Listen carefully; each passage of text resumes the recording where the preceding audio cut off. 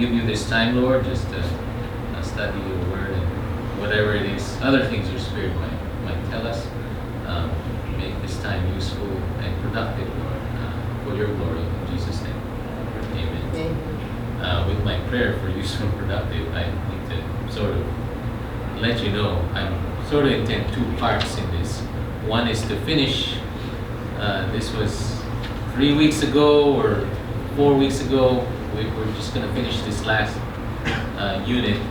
And then the rest of the Sunday school time, I actually wanted to have some kind of figure out with you guys what series you might want next.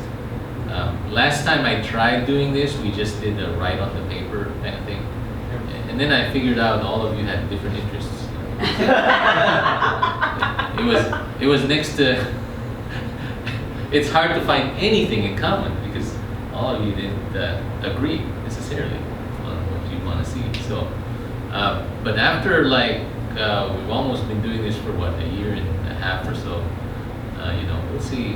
we'll see what you guys may have in mind that I could try to study for and teach, so we can start with another new series. For those of you who may not remember, I'm into this series of 12 Christian myths that can drive you crazy, and we're on number 12. So this is a myth, this isn't true, but there are people that believe that. So we're just going through, explanations, biblical passages that may explain why this isn't true. And there's a little bit of psychology here too, because the author of the book is a psychologist who happens to be Christian. So it's an integration of Christianity and psychology in that sense. All right, and that makes my wife happy because that's sort of her main field. So okay, so you've had 3 weeks, I think, of not seeing where this is at. So I'm just going to go through it quickly. We started with spiritual and emotional growth will be finished someday. And part of why people think that is that when you go to therapy, some therapists just give you 5 to 10 sessions and they might say you're done. But in reality, you're not really done. There's always more. The human being, the human mind is complex. There's many things that need to be worked through. And also in the Bible, we'll find in the Bible things such as, God did create the world in 7 days and it's over. So there's an end to things. Also, we expect results. It's part of our culture here in America. We want things to happen when we want it to happen. A process is not, is not the most pleasant to hang around with, because you're just waiting on a destination or a goal, and sometimes that's not comfortable. It's nicer when we're done. It's nicer when we have goals and things are already done. But the Bible kind of talks about sanctification, right? It talks about us, a continuing process in us where we become, I'll say, holy in a sense. Because we're already holy when we started, we're already separately marked for God. But there's also the process of holiness, of also us becoming more and more to the image of Christ. So, as much as we get better, we also still have some sin that happens, and that's a part of being sanctified. We grow. We're not perfect, but we grow in the image of Christ.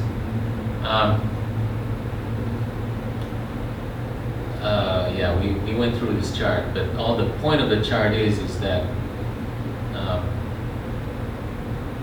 even as healing happens here on earth, ultimately we still are in the process of being healed. There's some healing that happens, but there is still some healing going on in us, and that's still part of the process.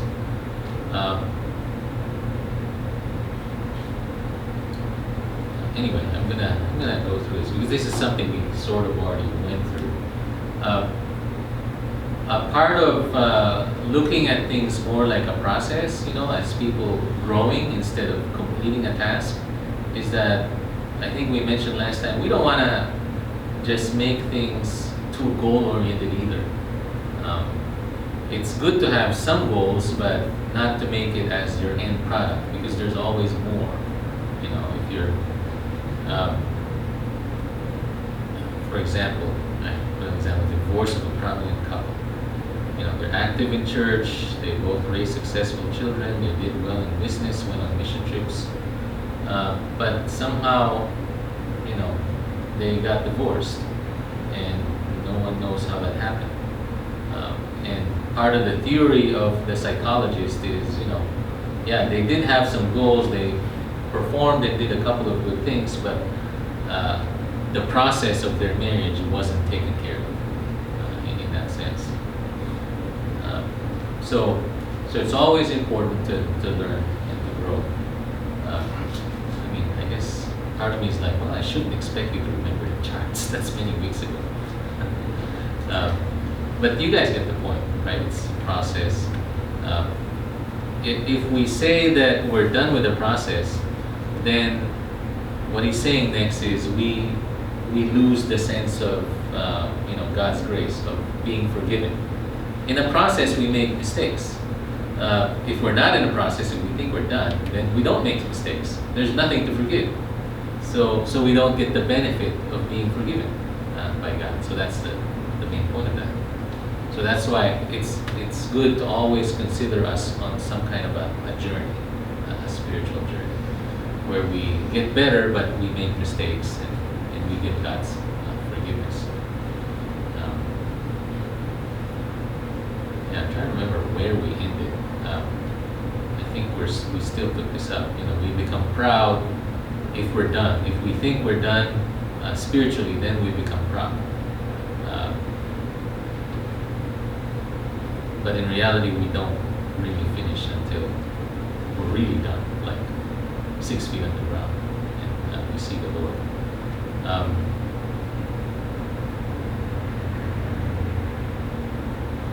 Also in the Bible, it says, "Be perfect, for Heavenly Father is perfect." But some people might make the mistake of thinking, we should be perfect and not make mistakes. But what that means more is be complete or mature. So I just want to make sure you're all aware of that too, because it's a common passage to have. Also, if we think we're done, we can despair because we're not perfect. We know we're not on the inside. So we'll be surprised if something bad happens, and we might feel too bad about it. But in reality, it's part of the process. Any questions about a topic at all? Or we're just totally done with this.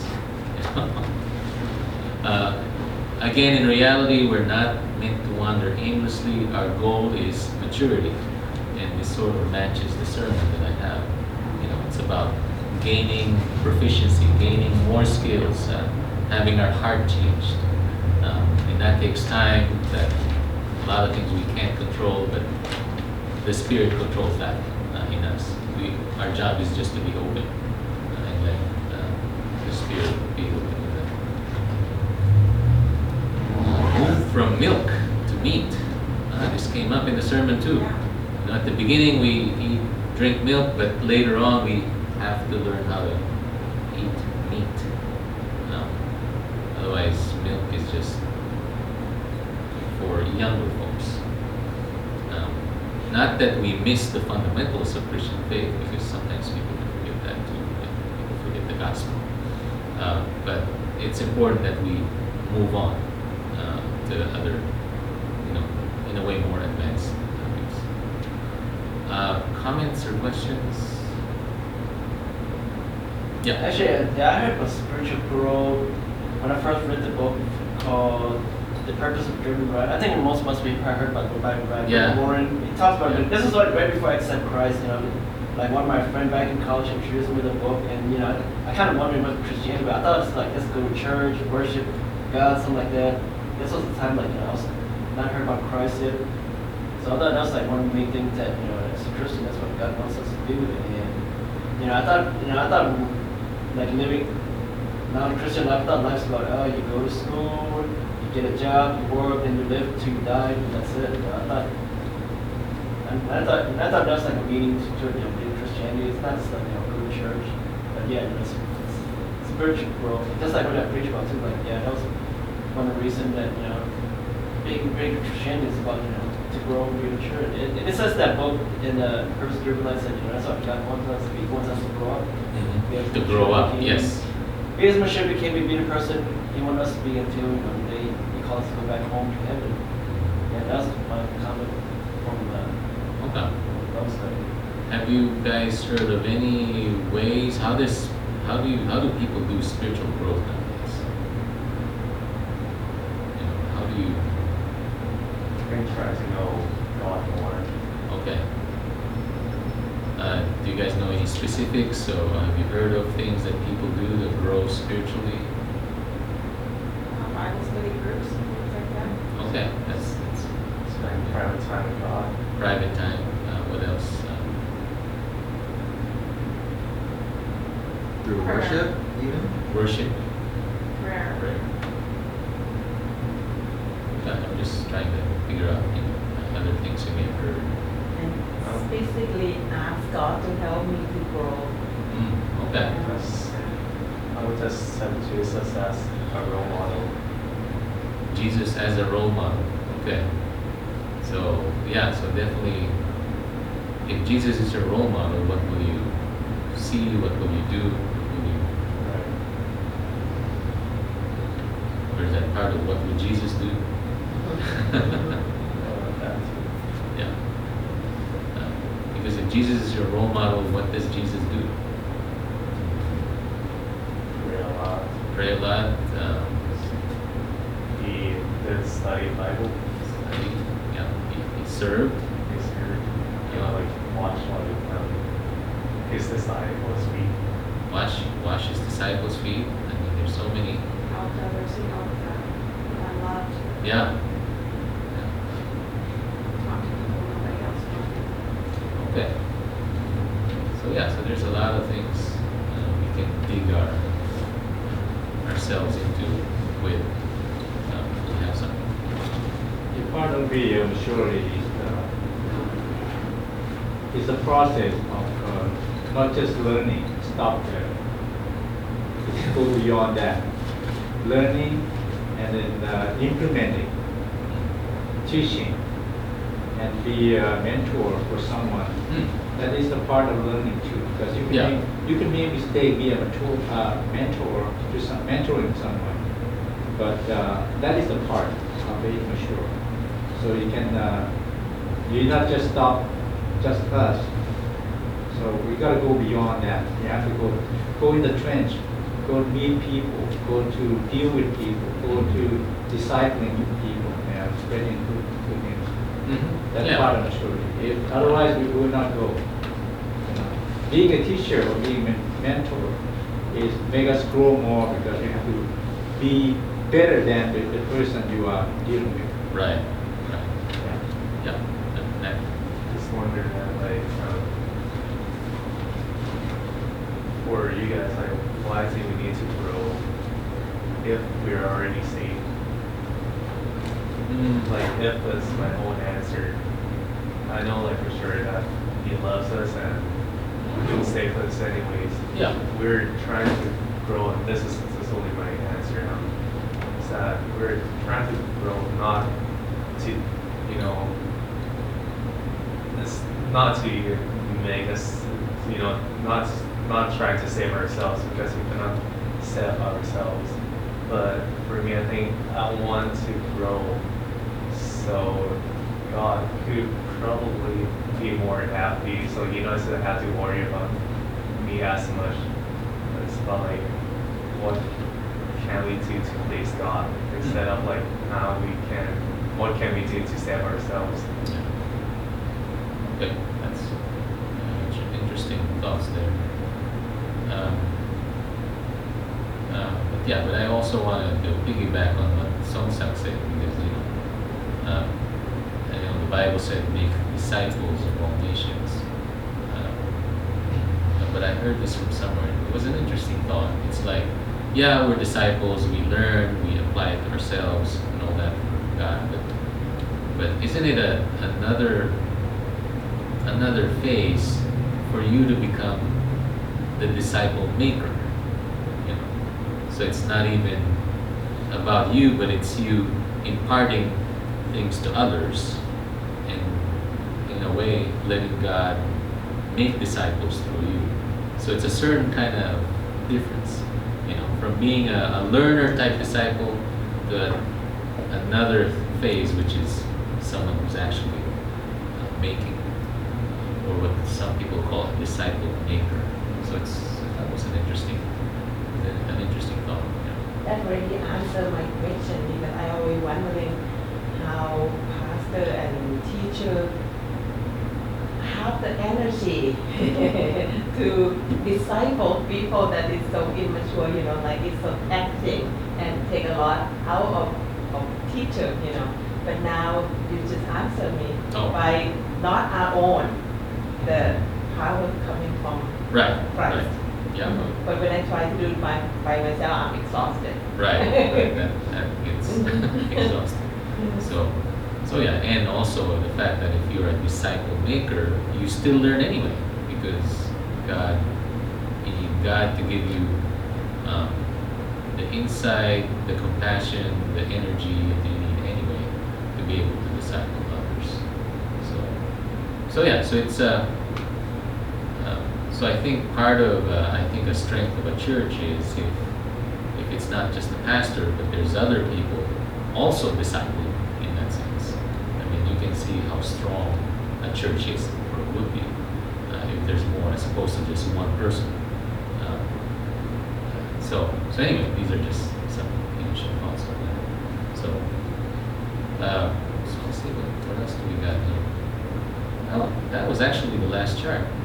Am I finished with my journey? Instead of looking at being finished, what we really should look at is what's next. Where are you at right now? You guys may have an awareness of where am I at spiritually, and what is next in your journey. So that should be the right question to ask. Instead of, are we there yet? Am I done? It's more of, okay, what's the next step?